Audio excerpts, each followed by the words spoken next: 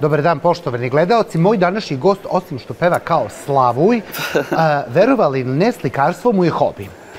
Roditelji su mu uvek govorili: sine, ne uzimaj ono što nije tvoje, svoju sreću imaš i budi dobar prema svima i poštuj sve bez obzira na veru i naciju. A on uvek kaže: Bože, daj mi da mogu davati drugima. I to se pokazalo njegovim humanitarnim radom.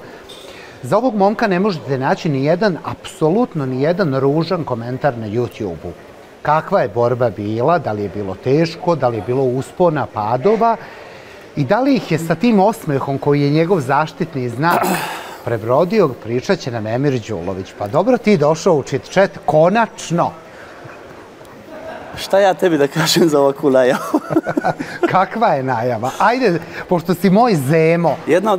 Jedna od najljepših, definitivno. I moram da se zahvalim. Nije to samo tu stvar da li smo Zeme ili nismo, već informacije, spremnost za emisiju i to jako je lijepo.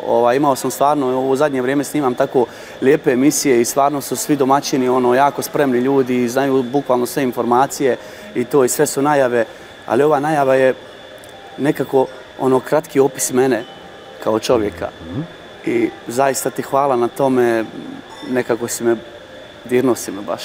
E pa mnogo mi je drago zbog toga. Jesi, moram da ti kažem, eto, jako si me nekako pogledat ću posle na ovoj emisiji kako si me lijepo pisao u početku. To je ono kako bi ja sebe ljudima nekako najkraće predstavio ko sam i šta sam. Tačno, hvala i tebi. Da li je u današnje vrijeme biti dobar čovek naporan rad i težak? U vremenu kad je sve nekako iskoristi, podmetanja razna, tvoj posao nije ni malo lak i ti to vrlo dobro znaš i put do ovog dana sve što si nije bio lak. Nije. Ali da ostaneš svoj i takav kakav jesi nije bilo lako. Ja ću pročitati jedan komentar jedne gledateljke. Kaže: Emir je neko upravo onako kako je rekao, osoba koja je prvenstveno odgojena ponos svojih roditelja, a posebno njegova čista duša dopire njegovim emocijama kroz pjesme do svoje publike. Da.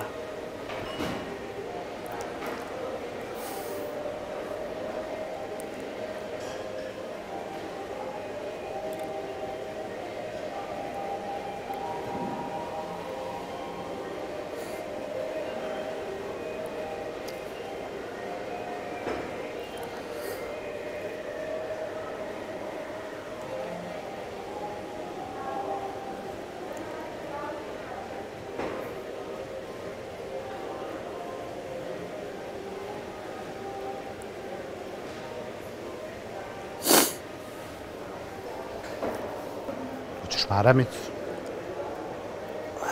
Treba mi malo da se...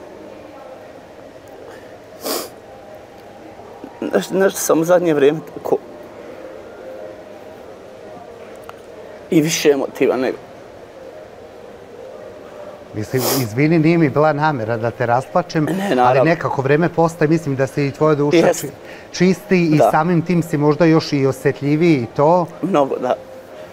Da, i uvijek je tako, kako ide kraj posta, meni se tako emocije sve jače, onda pominjanje, tako i kad se pomenu i roditelji, i ljudi, i okolo, porodica, znam koliko sam se generalno trudio u životu da budem prije svega čovjek, pa tek onda i umjetnik i neko ko zaista radi svoj posao bez ikakve kalkulacije, bez ikakvog interesa u nečemu.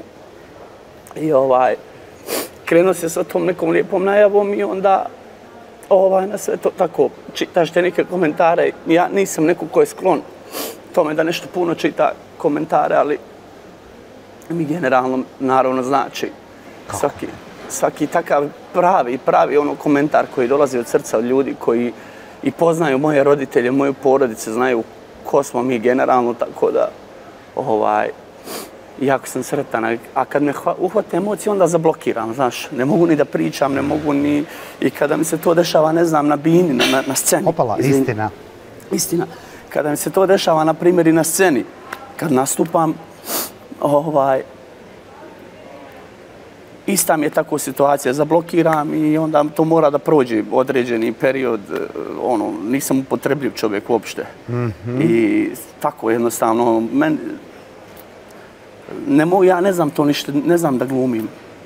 Da nikad nisi ni umeo da se pretvaraš, čiste emocije su protkane kroz tvoje pesme i kroz taj tvoj kontakt sa publikom i slikanje posle nastupa i nekako to je, čini mi se, tvoja celina. Da. Jer nisi tu samo zbog posla, došao sam, odradim, idem. Ljubav je utkana u sve ono što radiš.